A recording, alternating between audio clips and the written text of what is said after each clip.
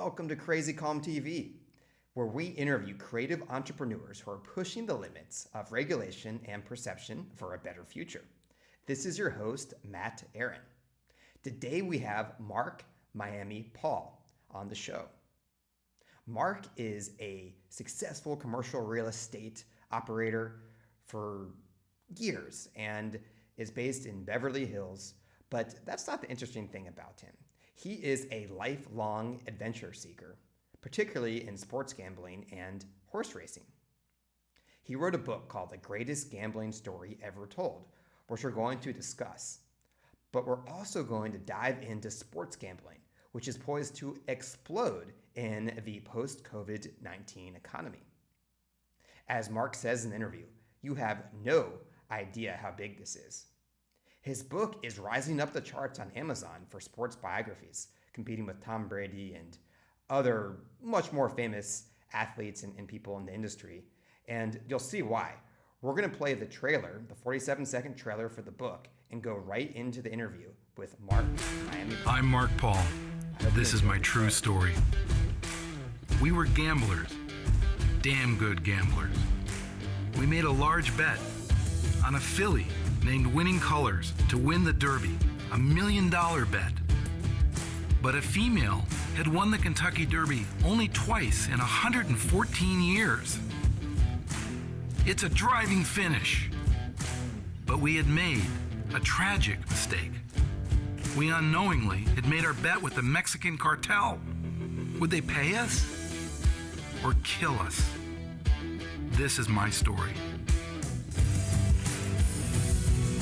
Mark Miami Paul, welcome to Crazy Calm TV. Hey, Matt. Hey, amazing. 2 weeks ago, I'm reading your book on a hammock by the pool, and now I have you on the screen. And I want to start off with the timing of this book. This was 1988, the late 80s. Yes. And Jorge Ron, who is a famous Mexican businessman, there's a famous quote I'd like to start off with. It's something along the lines of, translated from Spanish, you know, in the US, at least pre-corona, if you want to be rich, you become an entrepreneur. In Latin America, you become a politician. And this is a political family that, and once you have the political foothold, you can start businesses easily. He owns like 19 casinos around Mexico, and he has a turbulent past. He's still alive. When I read the book, I thought this guy had passed away, and that's why you waited this long to publish it. Yeah, well, this is a true story. And everything that was written in that book, everything that was historical, including, the story of Ron, is carefully footnoted, and it's in the bibliography in the back. So, I didn't break any new ground here, but the fact is he has a very colorful past and was the owner of a racetrack that a lot of people thought was not going to survive. And after we wound up making these aggressive bets at 50-1, we started being concerned that, perhaps a small racetrack in Tijuana might not survive. And looking back and historically now, we realize that it did survive, and the reason is, in my opinion, is that what they were looking at the bigger picture, which was sports gambling. They were trying to get legal sports gambling in Mexico, and they got it. And then, by the way, what's happened in the United States now, and 30 years later, in 2018, the Supreme Court approved sports gambling, and so it's all factual, it's all true, and it was a very frightening time. It's an amazing story. And funny enough, I'll share this. We don't want to give away the ending either. We won't give away the ending. Spoiler alerts. Spoiler alert. But I will say that I got you obviously made it. That's, you're here on the video. But I got an ad on Twitter for Grupo Caliente. And I was like, oh, okay. They also survived, right? And they've continued to do well. Side note, I found that his son is a professionally ranked tennis player. Which I found fascinating. But yeah, Mark, we'll tease parts of the book, but it was an exciting adventure. But this is one of many adventures you've had. You sailed through the Caribbean and Latin America, kind of chasing after just trying to gamble on on horse racing. Share a few stories there, and why do you decide to embark on the journey in the first place? Well, when I was, again, this was 30 years ago, so I was a bit younger, perhaps a bit more of an adventurer at the time. But when I was 20, I got an opportunity on a 44-foot sailboat to basically take a year off and, I don't know, sail around the world, but sail as far as we could go. And we actually did sail all the way from Marina del Rey in Los Angeles all the way down through, Mexico, Guatemala, El Salvador, and Nicaragua, Costa Rica into Panama. And when I did get to Panama, I was a horse racing aficionado. I had to go see the track, and I was with two other guys. And I said, there's horse racing here. Let's get off this damn little, sailboat and let's go see the horse races. They go, you're out of your mind. There's no way I'm going to some funky track in Panama. So here I am. I'm 30 years old. I'm 6'3". I'm a blonde, blue-eyed Norwegian guy. And the only way I don't have much money, so the only way I could get to the track was to get on a public bus, actually like 4 public buses, and try to make the exchanges. My Spanish was pretty limited. So I did it though. So here I am, this, giant of a guy on a public bus going to see the tracks in Panama. I get there. I actually have a form. I'm studying it like I know what the hell I'm doing in a Panamanian. And listeners, if you've never done horse racing, it's like the racing form, which all the information about the odds and everything and the horses. And so I bet on a horse, and I looked down at the program, and there's like 10 horses in the program. And my horse that I bet on winds up coming second. And I look up to see who beat him, and the number 14 horse beat him. But I look at my program, and there's only 10 horses. I go, what the hell? Like, how come there's only 10 horses I can bet on, but the number 14 can beat me? True story. And they had a rule, they had a limit, they didn't have enough horses. So some horses were entered for gambling purposes only, but anybody could compete for the purse. So I wound up winning the bet, but it's a pretty strange place. It was a very frightening place, actually, to be. Pickpockets, and I stood out a lot. Yeah, for sure. You can tell a mile away, but that you're not from there. And I think Panama has some famous jockeys as well. They do. Like, I believe it was Lafitte Pincay Jr., one of the most famous jockeys in the world. Really, the whole Latin contingent of jockeys, a lot of them came up from, I think it was Hippodroma de Pan America or something like that. Major racetrack. So it was a really cool place. It was an exciting time. And then when I kept sailing, we sailed up from there around Jamaica, but also around Cuba in order to get to Key West. And we were attacked by pirates, true story, off the coast of Cuba. That's another story. But then, well, I mean, if you say you were attacked by pirates, you're gonna have to tell it, man. Well, we were in a sailboat, and this big, ginormous steel fishing boat came by and was trying to steer us towards like this reef. And every time we would try to tack away from it, it would come in and threaten to knock us over and knock down our sails. And we looked up, and the guys had guns on the sailboat, and we're like, oh my God. So I get on the radio, and for like 3 hours, I'm calling for help, mayday, mayday. And we finally got a Panamanian freighter to throw us this ginormous line and tow us away from this Cuban fishing boat that was trying to hijack us. And I think they wouldn't kill us with, the tanker looking down with witnesses. They decided not to kill us. So that was exciting. But when I got to Jamaica, they had racetrack there too. So I had to do the same thing. I got on a bus, and by myself, I went to a Jamaican racetrack. They were a lot friendlier there than in Panama. Wow. Now, obviously in the book, this is in the trailer, you had to collect from, essentially the Mexican Cartel, your winnings on an excellent bet on a wonderful horse. Was this the scariest moment of your life?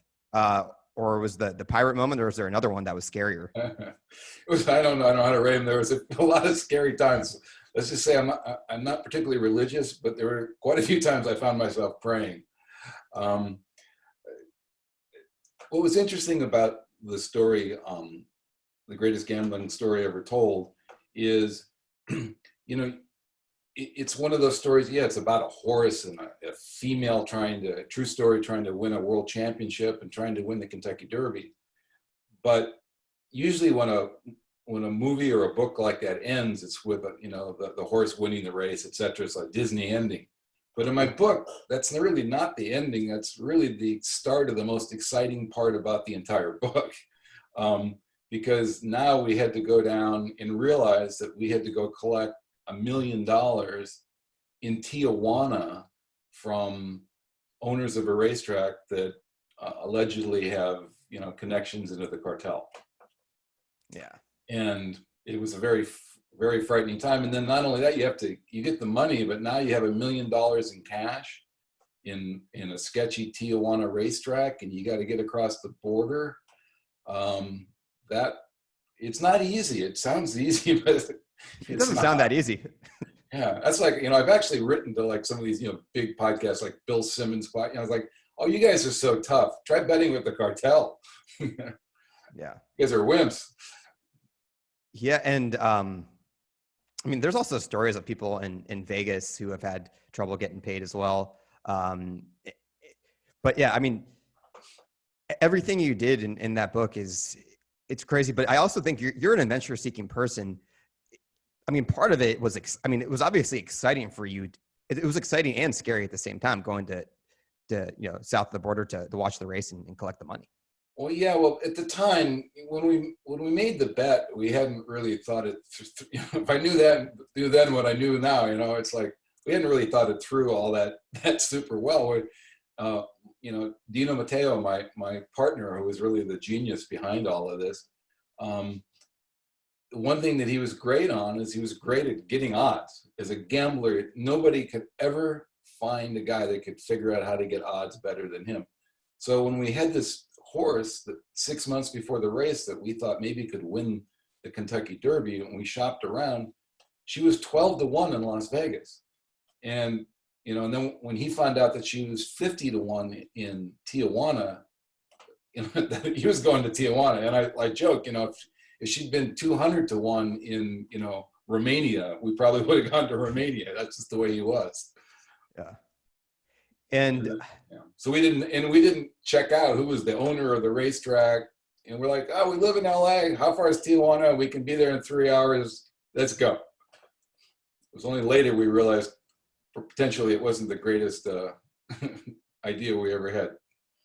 Yeah. And I want to move on, because one of the many reasons I wanted to have you on this show is, you have you're a sharp businessman, and you've done a lot in commercial real estate, but you've also invested a lot in horses. For someone that's never done that, is it you buy shares in a horse because these are pretty expensive at an auction, then you get a share of their winnings? Is that essentially how it works? Yeah, they're investing in horses is not really investing in horses. It's like a guaranteed way to lose your money, but it's the most fantastic, exciting thing in the world. Anybody who's ever watched their children play sports, if you have your son or your daughter in, a basketball game, it's right. When you're watching them, it's like watching the Super Bowl. You're just right. billion% invested, right? And owning an interest in a horse is exactly like that. When your horse is running, it's like seeing your child out there, and you're just fully invested. And it's an amazing, amazing thing. And that's the thing I love about racing. I love gambling. Gambling's fun, but some sports just don't excite me. Like poker is a game of skill, and I respect the intelligence of great poker players. But to me, the idea of sitting in a dark, windowless, poker room with, 12 on-wash guys for 12 hours doesn't sound like a lot of excitement to me. Where the racetrack and owning horses, you're outdoors, you're seeing these magnificent animals and beautiful colors and silks, and the era that I wrote about in the book was maybe one of the golden ages of horse racing too, where it was a big deal. You had to be a member of the private turf club, and you had to, call ahead to get a table, and the women were in hats and dressed, and it was an exciting time on the weekends and for the big races. It's a lot different now, but owning horses is fantastic, but it's not a way to make money. Yeah, it's interesting too, because being able to watch a horse past the finish line. I mean, a lot of gambling and a lot of business, a lot of investing. If you have a big success like you did with this 50-1 bet, you're kind of chasing that high and in one way or another, and getting that feeling again. Once you have it once, you want to continue to get that, right? And that probably applies to a lot of things. Well, there's a lot of great ways that if you have an opportunity. I joke with my friends at my golf club. I tell them, like, what I do now, I figured out a way to own horses that's economically viable. For a while, I was actually breeding my own horses and raising them and running them, and I was getting my ass kicked, and the horses were terrible and slow. And then finally, I realized I met a guy who's put together partnerships, and I said, "Oh, this is interesting." So I could own maybe 6% of a $200,000 horse, of a fast $200,000 horse, instead of owning 50 or 100% of a slow $20,000 horse. And that was really smart, because all of a sudden I started getting better horses. I started getting in stakes races, and you can invest in these partnerships. Now, probably 70% of horses at the track are owned in partnerships, like syndications. And that's just so much better way to go. Because I always say, if you win the race, do you want to be in the winner's circle by yourself? No, you want to be there with your friends and have cocktails and celebrate. Right. And if you lose, you want to be there by yourself? No, you want to go with all your other buddies and your owners and go to the bar and, cry in your drink. So it's way better to be in partnerships. Yeah, makes sense. Now, something that I've thought about for a long time, and you expressed it in a tweet, but there is this demonizing of people that gamble on sports, yet a lot of, not all, but a lot of Wall Street, stock investors say, "Oh, that person's smart. That was a great play by them." Can you elaborate on that and give your own spin to it?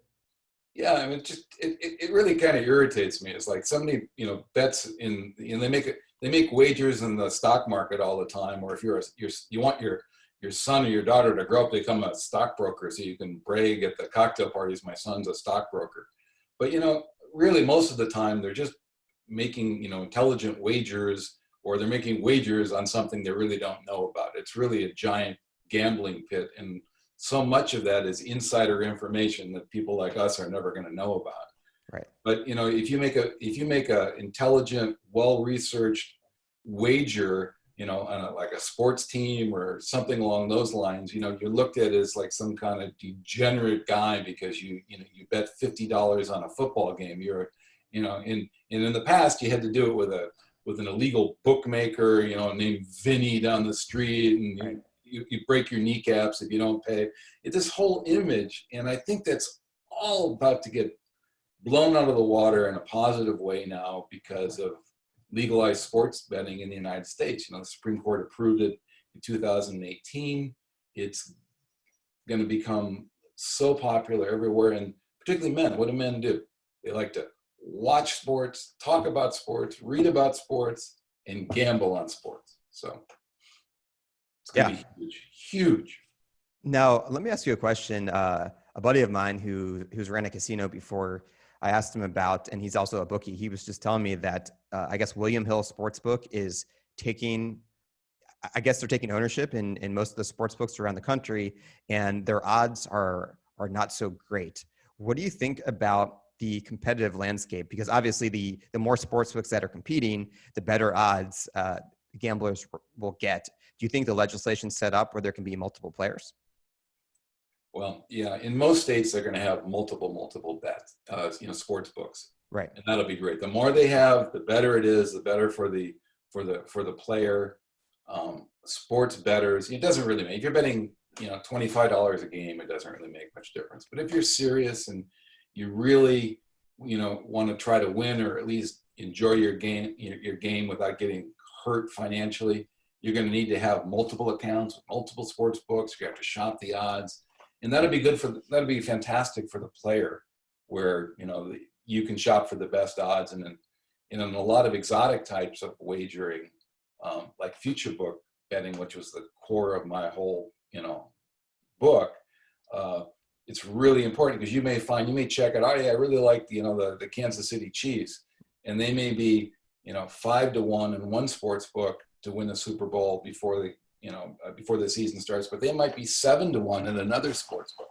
Really important to have that kind of freedom. Yeah, I agree with everything you're saying, and it's impossible to do an interview without talking about this. Mark, the pending economic and cultural shift from coronavirus, I'll leave it open-winded, and you can elaborate on what you think is going to happen or ideas of how it will play out. But there's state and municipal governments are going to be starving for cash. So you would hope that this fast tracks legalizing sports betting in each state, and quickly.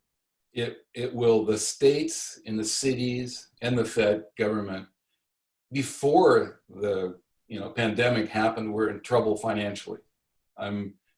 It was really quite amazing. At the federal level, we had the greatest economy in the history of the world, and we were running $1 trillion annual deficit with the greatest economy that ever happened.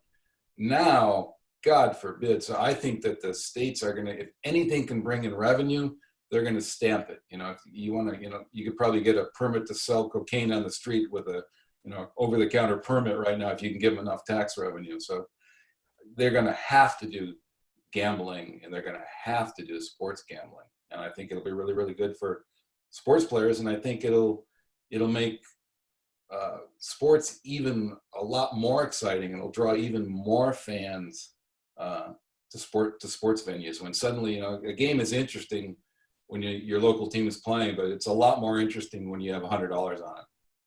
Yeah, and also interesting that there could be additional waves of this outbreak. I don't have any insider information, or I'm speaking from experts, but other experts do think that there might be waves of this pandemic, and so there is a non-zero chance that you'll have stadiums with less people in it, and there's going to be a need for additional revenue for people to gamble on these games. Starting as hopefully the 2020 NFL season, where there may or may not be fans. I mean, even if they open up, I can't imagine that there'll be the same number. The attendance will be anywhere near the same level as it was in the 2019 season. No, there's no way it will be. And it may be, you're much younger than I am. I think that young people, the pandemic is a lot different. It's really not a threat. If you're healthy and under 40 years old, you're not going to die from this thing. Young people are going to do it. They're going to go to bars. They're going to chase girls. They're going to go to sporting events. They're going to do all these things. But, for a lot of people that are older, they're not going to sporting events, anytime soon. That's for sure. That's interesting. I've seen some older people are kind of a little bit more resigned. They're like, hey, I've had a good life. And they still want to live. And then obviously you saw like the spring break people and the kids in their 20s, just with, at least in the beginning, because they weren't, conscious of what was going on. Mark, I mean, to finish up this interview here, like you want to tell some more stories. It seems you've hinted to that on your website. Tell more stories about, sports gambling going forward. To those that would counter that sports gambling is a vice, how would you position it that, hey, this is overall good for the American public? Well, I'm not saying it's overall good for the American public, but I can tell you that by God, it's going to happen. And for intelligent people, for intelligent people, gambling on a sporting game is really not a big deal. I mean, the commission rates for betting on major sports is 5%. You pay 10% when you lose and 0% when you win. Right. And there's a 50-50 that one team A is going to win or team B is going to win. A chimpanzee could flip a coin and pick 50% winners. Right. So you're paying a 5% commission. So if the average person bet $100 on a game or 3 games, it costs them $5 to bet $100. So if you're sensible, it's really not a big deal. It's not really going to hurt you. And gambling to me is very much like drinking. Is drinking good for you? No. You know, most people can have a beer or two, a glass of wine or two at dinner, and 95% of people are fine. Right. But 5% of people just cannot handle it. They're not made that way. And gambling's like that. In 95% of people can go to Las Vegas. You're a CPA or a doctor, and you bring $500 and you play whatever you play. When you're done, you had fun, you go home. Again, 5% of the population isn't made that way, and they lose too much. And sports gambling will be like that too. But do we shut down all of an industry because 5% of people can't handle it? No, and I would also argue that obviously it's a lot safer. If it's legal, you can track somebody. If somebody seems to be betting too much or losing too much, you know, at least you have some chance in a legal market to track, you know, to find that out. And also, lastly, when online sports betting, unlike betting with a bookie, you're not betting on credit. So right. you can't lose money that you didn't already have in your account. So I would argue it's a lot safer than an unregulated bookie market. Right. I mean, you can see this in other types of things, like, I mean, like prostitution, right? Legalized prostitution in Holland, they've shown that it's safer. There's less pimps, more, you know, like testing and things like that. And people, human nature is human nature. People are going to bet whether it's legal or not. If you legalize it, you bring in tax revenue, you know, have a better infrastructure for making sure people get paid. If people do have problems, they can be treated. And yeah, and again, coming back to the stock market, same thing. And of course, a lot of times when you see people opposed to gambling, they have no problem with scratch lottery and Keno in every state, which is some of the worst odds ever. Well, I think sports gambling is going to look at differently because the teams themselves, the owners, the sports leagues, the NBA, Major League Baseball, the NFL, they're going to wind up wanting a piece of this pie.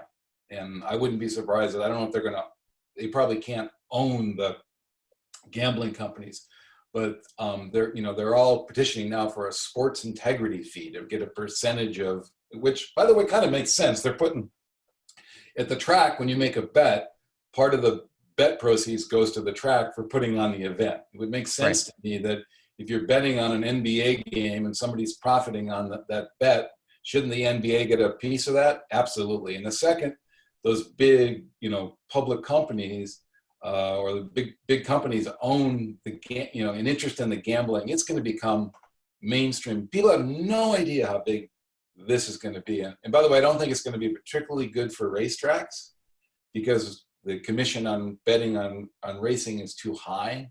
Right. 16, 20, 24% commission rates versus 5% commission rates on sports bets. That's not, you know, intelligent gamblers are going to quickly realize, hey, I'd rather be betting in sports gambling than on horse racing. However, the thing that may save horse racing to some degree is that horse racing tracks probably will be given a lot of the initial gambling licenses because they're already in the gambling industry. Okay. So I've already seen that. Apparently a lot of big companies are buying racetracks, not because they give a damn about racing, is they want to have the licenses in order to get sports gambling. That's really interesting. Yeah. And the more and more, like over the course of this interview, it's become very clear to me how much, especially because of the coronavirus, how much these sports leagues, which are doing, like you said, I mean, they were doing fantastic pre-corona, but now with the behavioral shift and social distancing and just taking care of these public gatherings, gambling is absolutely necessary. I'm going to go out on a limb and say that for the future of these leagues that are paying quarterbacks, you know, $30 million per year to play. No question. And now when all of a sudden all of the young people can be betting on their cell phones from their couches, oh my God, it's going to be, people have no idea how big this is going to be. Wow. Yeah. Good point. And listen, we talked about this before the show. In addition to commercial real estate, you've built a private vault company in Beverly Hills. You know, why did you decide to build it, and what types of stuff do people store there? I own a company called through one of my affiliates, U.S. Private Vaults in Beverly Hills. it's a really cool place. It's a private safe deposit box company, just like a bank, except it's not a bank. And we keep track of our clients exclusively by biometrics. So we don't keep track of our clients by name, address, social security number, solely by an iris scan and a palm geometry scan. That's pretty interesting. We're insured by the 8th largest company in the world. It's just for people that want to have privacy and what they're storing, they can have privacy. And yeah, I think it kind of goes back to my, my history of gambling and the like, that, I understand that some people just want to have privacy and they want to have easy access to cash. And so it's an interesting business. Well, easy access to cash, but also, let me get your expertise here. The amount of money printing, and to be fair, a lot of people thought in 2010, there's no way the government can print this money without having serious levels of inflation. But people that sold out of, if they sold out of the stock market and into cash, they couldn't have been more wrong, right? In the sense that like the economy flourished with all this printing, but now we're printing a magnitude more in trillions. There has to be some skepticism on the U.S. dollar. This will not end well. This will not end well. Yeah. What type of ending could we foresee? Well, I'm supposed to be a gambling expert here. Nobody really cares about my economic theories, but all I can tell you this: every time there's been printing like this in history, it winds up ending in a very inflationary environment. But every time, what people don't realize is before every major inflationary environment, there's always a precursor, which is a major deflationary action first. So expect that. So that would be my major deflationary event followed by an inflationary event eventually, but I'm not smart enough to tell you when, Matt. Yeah, well, no one is. It's very hard to time, right? But that's interesting on the deflationary part. So it's almost like you want to, according to history, this is not, none of this obviously is investment advice in this episode. You always got to say that. But so really, it's almost like you want to be in US dollar, wait for the deflation, and then during the period of deflation, divest out of the US dollar into commodities, real estate, or maybe Bitcoin or something else.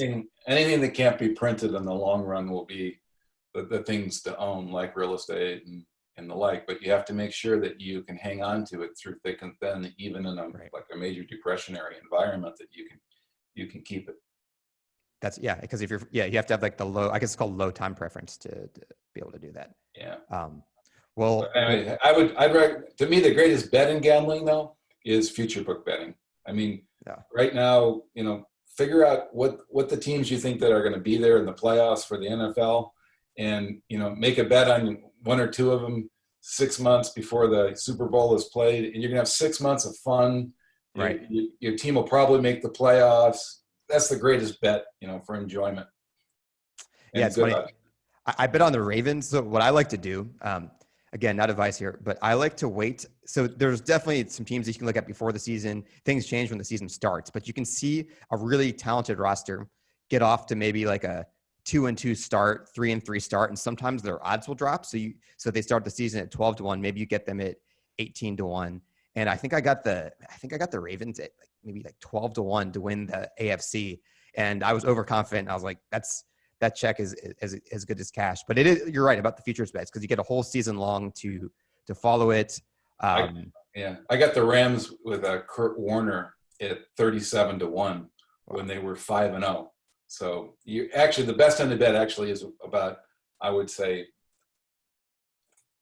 2, 3, 4 games into the season, where you get some trends and you start seeing some people perhaps doing better than you anticipated.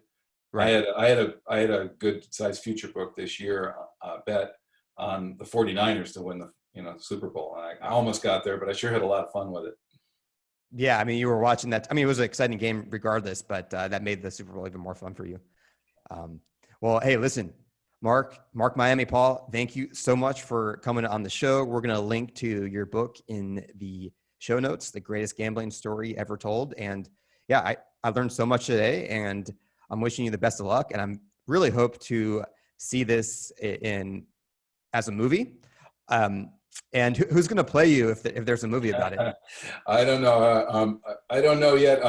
I will say is if if you like gambling, I did a book trailer. It's if you can send out that link, it's 47 seconds and it's really, really, really fun.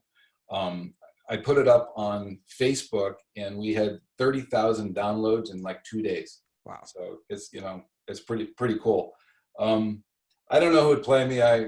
It's a movie kind of like, if I had to pick a movie that is like, I always say it's basically Seabiscuit meets Narcos is what my book is about. So maybe a little like Molly's Game with a little Seabiscuit thrown in, maybe a little Rounders. It's like that. Gotcha. Yeah, Molly's Game was an excellent movie. I do recommend that as well. Okay. Thank you so much, Mark. Well, maybe you come on the show in the future once sports gambling has taken the nation by surprise. Thanks for talking to me. Thanks, Matt.